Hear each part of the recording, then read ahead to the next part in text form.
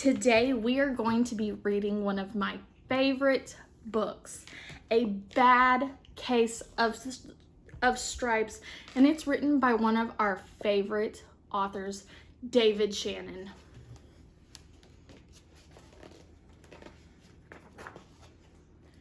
Camilla Cream loved lima beans, but she never ate them. All of her friends hated lima beans, and she wanted to fit in. Camilla was always worried about what other people thought of her. Today, she was fretting even more than usual. That means she was so worried. It was her first day of school, and she couldn't decide what to wear.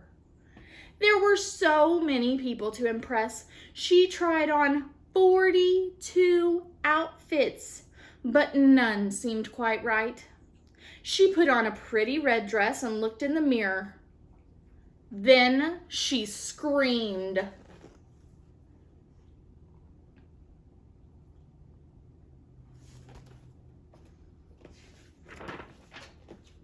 Her mother ran into the room and screamed too. "Oh my heavens!" she cried. "You're completely covered in stripes." This was certainly true. Camilla was striped from head to toe. She looked like a rainbow. Miss Cream felt Camilla's forehead. "Do you feel all right?" she asked. "I feel fine," Camilla answered. "But look at me." "You get back into bed this instant," her mother ordered. "You're not going to school today." Camilla was relieved.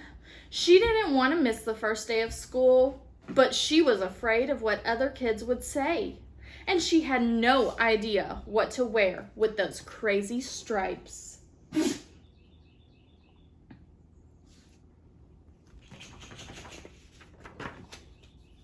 That afternoon, Dr. Bumble came to examine Camilla. "Most extraordinary," he exclaimed. "I've never seen anything like it. Are you having any coughing, sneezing, runny nose, aches, pains, chills, hot flashes, dizziness, drowsiness, shortness of breath, or uncontrollable twitching?" "No," Camilla told him. "I feel fine." "Well then," Dr. Bumble said, turning to Mrs. Cream, "I don't see any reason why she shouldn't go to school tomorrow. Here's some ointment that should help clear up those stripes in a few days. If it doesn't help, you know where to reach me." And off he went.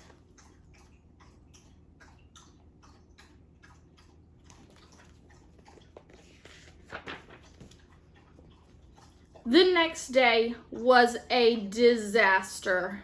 Everyone at school laughed at Camilla.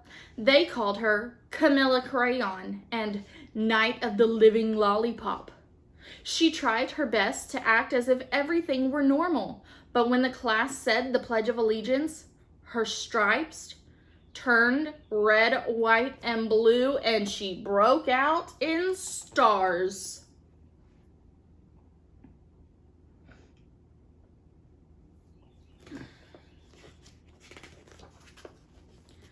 The other kids thought this was great. One yelled out, "Let's see some purple polka dots." Sure enough, Camilla turned all purple polka dotty.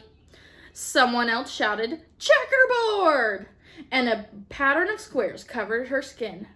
Soon everyone was calling out different shapes and colors, and poor Camilla was changing faster than you can change channels on TV.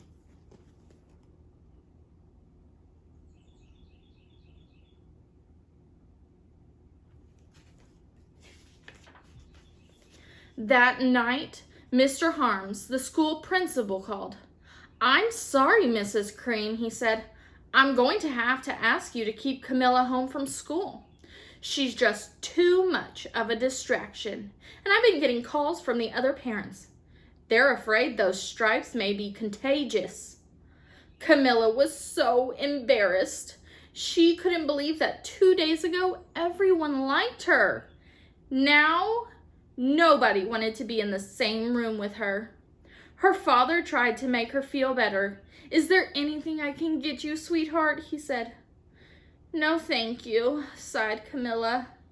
What she really wanted was a nice plate of lima beans, but she'd been laughed at enough for the one day.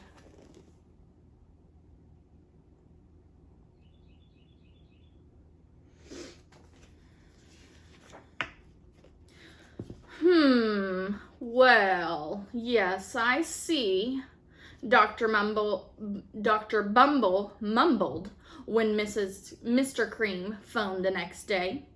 I think I'd better bring in the specialist. We'll be right over. About an hour later, Dr. Bumble arrived with 4 people in long white coats. He introduced them to the Creams. This is Dr. Grop, Dr. Sponge, Dr. Cricket, and Dr. Young. Then the specialist went to work on Camilla. They squeezed and jabbed, tapped and tested. It was very uncomfortable. Well, it's not the mumps, said Dr. Grop. Or the measles, said Dr. Sponge. Definitely not chicken pox, put in Dr. Cricket. Or sunburn, said Dr. Young. Try these, said the specialist. They each handed her a bottle filled with different colored pills. Take one of each before bed, said Dr. Grop. Then they filed out the front door, followed by Dr. Bumble.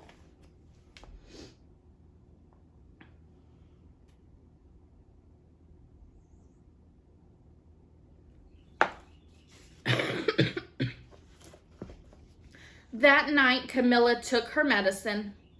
It was awful. When she woke up the next morning, she did feel different. But when she got dressed, her clothes didn't fit right.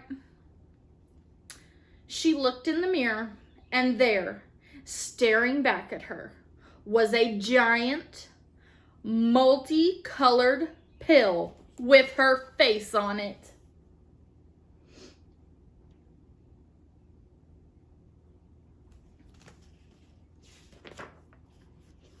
Dr. Bumble rushed over as soon as Mrs. Cream called, but this time, instead of the specialist, he brought the experts. Dr. Gourd and Mr. Mellon were the finest scientific minds in the land. Once again, Camilla was poked and prodded, looked at and listened to. The experts wrote down lots of numbers. Then they huddled together and whispered. Dr. Gourd finally spoke. It might be a virus, he announced with authority. Suddenly, fuzzy little virus balls appeared all over Camilla. Or possibly some form of bacteria, said Mr. Mellon. Out popped squiggly little bacteria tails. Or it could be a fungus, added Dr. Gourd. Instantly, Camilla was covered with different little fungus blotches. The experts looked at Camilla, then at each other. We need to go over these numbers again back at the lab, Dr. Gourd explained. We'll call you when we know something. But the experts didn't have a clue, much less a cure.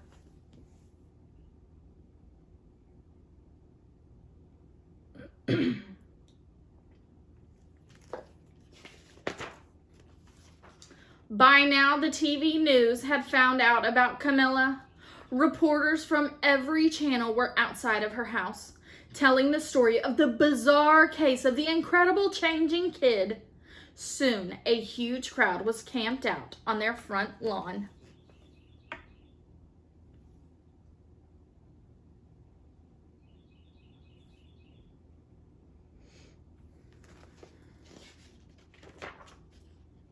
The Creams were swamped with all kinds of remedies from psychologists, allergists, herbalists, nutritionists, psychics, an old medicine man, a guru, and even a veterinarian.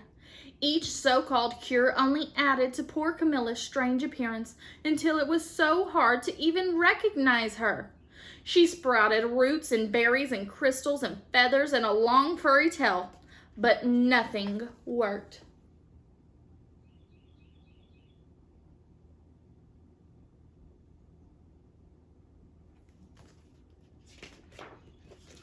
One day, a woman who called herself an environmental therapist claimed she could cure Camilla. Close your eyes, she said. Breathe deeply and become one with your room. I wish you hadn't said that, Camilla groaned. Slowly, she started to melt into the walls of her room. Her bed became her mouth, her nose was the dresser, and 2 paintings were her eyes. The therapist screamed and ran out of the house. What are we going to do? Said Mrs. Cream. It just keeps getting worse and worse. She began to sob.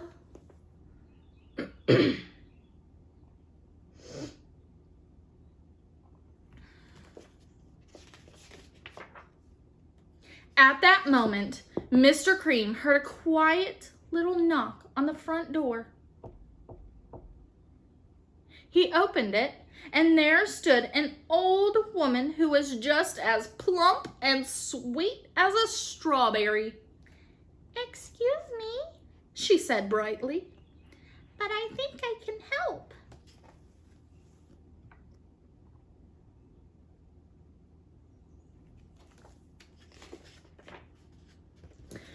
She went into Camilla's room and looked around. "My goodness," she said with a shake of her head. "What we have here is a bad case of stripes.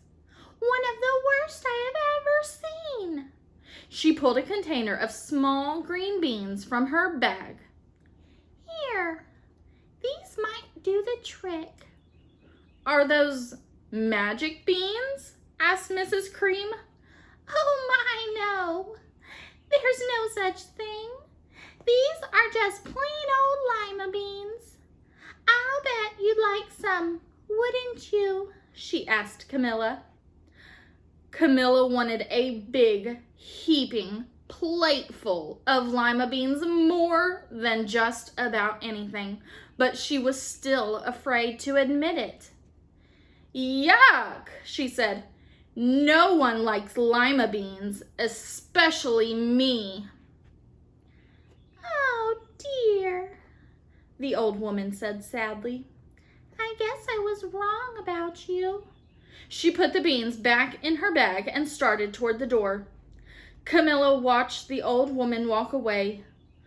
Those beans would taste so good. And being laughed at for eating them was nothing compared to what she'd been going through. She finally couldn't stand it. "Wait," she cried. "The truth is, I really love lima beans." "I thought so," the old woman said with a smile. She took a handful of beans and popped them into Camilla's mouth. "Mmm," said Camilla.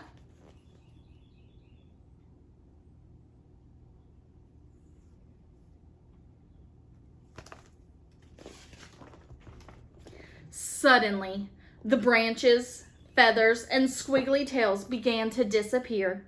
Then the whole room swirled around.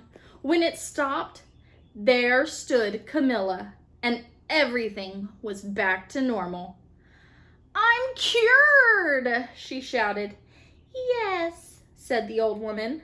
"I knew the real you was in there somewhere." She patted Camilla on her head. Then she went outside and vanished into the crowd.